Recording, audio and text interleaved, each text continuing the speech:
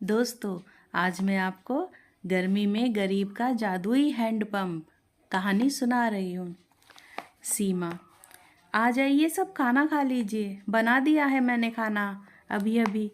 जितेंद्र कहता है, सीमा अभी भूख नहीं है, थोड़ी देर बाद खा लूँगा। सीमा कहती है, अरे आप अभी खा लो ना, देख रहे हो ना कितनी भयंकर गर्मी पड़ रही है, खाना जल्दी खराब हो रहा है। सर्दियों में तो सब्जी 2 दिन भी चल जाती थी, पर इस गर्मी में नहीं। बेहतर होगा कि आप सब अभी ताज़ा बना ही खाना खा लो। जितेंद्र कहता है, सीमा मैं ये बात जानता हूँ, पर इतनी गर्मी में खाने का दिल ही नहीं हो रहा है। अब जब मन करेगा तब खा लूँगा। सीमा कहती है, ठीक है, जब मर्जी हो जब खा लेना, जैसी आपकी इच्छा। सीमा कहती है, माँ जी आप तो खा लीजिए, फिर आपको दवाई भी तो खानी होती है ना। सीमा की बेटी अंजलि कहती है, माँ दादी के घुटनों में बड़ा दर्द हो रहा है, उनसे तो चला भी नहीं जा रहा। आप मुझे दे दो उनका खाना, मैं उन्हें खिला देती हूँ। फिर सीमा एक थाली में खाना परोसकर अंजलि को दे देती है और अंजलि अपने हाथों से अपनी दादी को खाना खिलाती है। अंजलि पूछती है, दादी और रोटी लाऊं? उसकी दादी कहती है, नहीं नहीं मेरी बच्ची, बस तेरे हाथों से खाकर मेरा तो ऊपर तक पेट भर गया है। जीती रहो मेरी बच्ची, जीती रहो। मुझे तो लगता है पिछले जन्म में मैंने ज़रूर कुछ अच्छे कर्म किए होंगे, जो मुझे तेरे जैसी पोती मिली है, जो मेरा इतना ख्याल रखती है। भगवान तुझे हमेशा खुश रखे मेरी बच्ची। ये कहानी है सीमा की, जो अपने पति जितेंद्र, अपनी बेटी अंजलि और अपनी सास सविता के साथ एक गांव में रहती थी। जितेंद्र दिन भर मेहनत मजदूरी करके अपना घर चलाता था। बेशक वो गरीब थे, पर इतने में ही सब खुश रहते थे। पर गर्मी शुरू होते ही अपना कहर सीमा के परिवार और पूरे गांव पर बरसाती थी। एक दिन गांव की कुछ औरतें मटका लिए सीमा के घर के बाहर। सीमा बहन, अरे ओ सीमा बहन, आ जाओ, चलो पानी भरने चलते हैं। अरे आज जल्दी चल रहे हैं, जल्दी से आओ।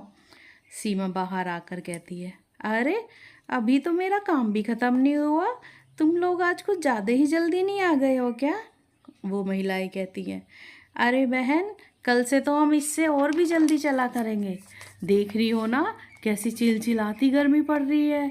कुएं में जो पानी है तेज़ धूप के कारण वो सूख भी रहा है। देर से जाएंगे तो हमें एक मटका भी पानी नहीं मिल पाएगा। इसलिए कल से हमें और जल्दी चलना है, और फिर हमको भी तो तेज़ धूप से बचना चाहिए ना। चलो अब जल्दी करो, धूप तेज होने वाली है। ये सुनकर सीमा जल्दी से मटका उठाकर उनके साथ पानी भरने कुएं पर चल दी। पानी भरते हुए सीमा, अरे मोरी मैया, ये पानी कितना तेज गर्म हो रहा है, लग रहा है जैसे चूल्हे पर गर्म किया हो। उसकी दूसरी पड़ोसन कहती है, अरे ये तो कुछ भी नहीं, जब कल मैंने पानी पीने के लिए निकाला तो उसे पीकर तो मेरा मुंह ही जल गया। इतनी गर्मी में तो मटके में रखा पानी भी उबल रहा था। तीसरी कहती है, भगवान जाने ये गर्मियों के दिन कब जाएंगे, इस बार तो गर्मी ने सारे रिकॉर्ड तोड़ दिए हैं। तेज गर्मी से अब कुएं का पानी भी कम हो गया है, इसलिए सभी को अब कम पानी में ही गुजारा करना पड़ रहा है। अंजलि अपनी दादी से कहती, दादी अब तो आपके घुटनों में दर्द नहीं हो रहा ना? नहीं नहीं मेरी बच्ची, अब ज़्यादा दर्द नहीं है। ये तो तेरे हाथ का ही कमाल है, जो मेरे घुटनों पे लगते ही मेरा दर्द ठीक हो गया। अंजलि अपनी दादी को बेहद ही प्यार करती थी और उनका बहुत ध्यान रखती थी। वो थी तो सिर्फ 8 साल की, पर बड़े बूढ़ों की सेवा करना, लोगों की मदद करना उसको अभी से आता था। ऐसे ही 1 महीना और गुजर गया। अब तो गर्मी अपने पूरे पीक पर थी। एक दिन सीमा 2 मटके ले गई पानी लाने को, तो उसकी पड़ोसन कहती है, अरे सीमा ये क्या, तू 2 मटके लाई है? अरे हमें भी तो ज़्यादा पानी चाहिए होता है, पर हम तो एक ही मटका लाते हैं। तुझे पता नहीं क्या पानी की कितनी किल्लत है? तभी दूसरी पड़ोसन आई, अरे अरे तुम लोग झगड़ क्यों रहे हो? अरे झगड़े नहीं तो क्या करें, पानी की कितनी किल्लत हो रही है, और इसे देखो तो महारानी को 2-2 मटके ला रही है। अरे हम तो थोड़े थोड़ा पानी एक ही मटके का इस्तेमाल कर रहे हैं, वो हमें ही पता है बस हम कैसे कर रहे हैं। अब सारे गांव में पानी की दिक्कत बढ़ती ही जा रही थी और सूर्य ने भी अपना रौद्र रूप दिखाना शुरू कर दिया था। बहुत ही ज़्यादा गर्मी और कम पानी पीने के कारण सीमा बीमार भी पड़ गई। जितेंद्र कहता है, अरे सीमा, आज तुम्हारी तबीयत ठीक नहीं है, आज तुम कहीं नहीं जाओगी, घर पर ही आराम करो। सीमा कहती है, वो घर में ज़रा भी पानी नहीं है, अगर मैं घर में ही पड़ी रहूँगी तो पानी कौन लाएगा। तभी छोटी अंजलि कहती है, माँ, मैं लाऊंगी कुएं से पानी, मैं हूँ तो आपकी सहायता करने के लिए, आप आराम करो। मैं यूँ गई और यूँ आई। फिर अंजलि ने मटका उठाया और कुएं की तरफ चल दी। अरे, ये पानी तो बहुत कम हो गया है, अब मुझे ये मटके का पानी बेहद संभाल कर ले जाना होगा, आखिर घर में सबको पानी चाहिए ना। फिर छोटी अंजलि मटके को संभाल कर घर की ओर जा रही थी। तभी उसे एक पेड़ के नीचे एक बूढ़ी महिला बैठी दिखाई दी। उसको पानी पीना था, पानी के बिना उसकी हालत खराब हो रही थी। वो औरत कहती है, पानी पानी पानी।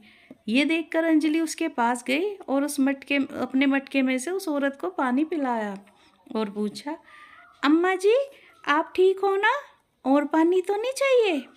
अरे नहीं नहीं मेरी बच्ची, बस और नहीं चाहिए, भगवान तुझे हमेशा सुखी रखे। बेटा, अगर तू मुझे आज पानी नहीं देती तो मैं तो बेहोश होकर यहीं गिर जाती। मुझसे अब इस उम्र में कुएं पर जाकर पानी नहीं लाया जाता और घर में एक बूंद भी पानी नहीं है। अंजलि कहती है, अम्मा, ऐसा करो, आप ये पानी से भरा मटका रख लो। वो बूढ़ी औरत कहती है, पर बेटी, ये तो तुम्हारा है, फिर तुम्हारे घर वालों को भी तो पानी चाहिए होगा ना। अंजलि कहती है, हाँ अम्मा, पानी तो चाहिए, पर अभी तो हमसे ज़्यादा पानी की आपको ज़रूरत है। वो मेरी दादी कहती है, यदि हम किसी की मदद करते हैं तो भगवान भी हमारी मदद करेंगे। आप इसे रख लो, मैं दूसरे मटके में दोबारा से पानी ले आऊँगी। अंजलि अपना पानी से भरा मटका उस बूढ़ी औरत को देकर वापस घर आ गई और फिर दूसरा मटका लेकर दोबारा पानी भरने चली गई। जब वो पानी भरकर वापस आ रही थी तो वही बूढ़ी महिला उसे फिर दिखाई दी। अंजलि उनसे पूछती है, अरे अम्मा जी, आप आ गई इतनी जल्दी, कैसी हो आप, कैसी तबीयत है अब आपकी। बूढ़ी महिला कहती है, बेटी, मैं अब ठीक हूँ, तेरे घर वालों को भी तो पानी की ज़रूरत थी, पर फिर भी तूने मेरी सहायता पहले की, इसलिए मैं तुम्हें कुछ देना चाहती हूँ। अंजलि कहती, क्या देना चाहती हो अम्मा। बूढ़ी औरत कहती है, चलो तुम मेरे साथ चलो, मैं दिखाती हूँ कि वो क्या है जो मैं तुम्हें देना चाहती हूँ। फिर वो औरत अंजलि को अपने साथ जंगल की तरफ ले गई। काफ़ी देर चलने के बाद जंगल के बीचों बीच अंजलि को एक हैंडपम्प दिखता है और वो बोलती है, अरे, ये जंगल में हैंडपम्प कहाँ से आया।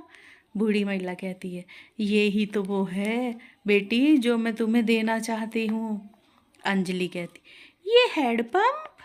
बूढ़ी महिला, हाँ बेटा, ये एक जादुई हैंडपम्प है, ये तुम्हें वो हर चीज़ देगा जो भी तुम इससे मांग करोगे। बस तुम्हें 2 बार अपने मन ही मन में कहना होगा जो भी तुम्हें चाहिए और फिर इस हैंडपम्प को चला देना, देखो फिर कैसा जादू होता है।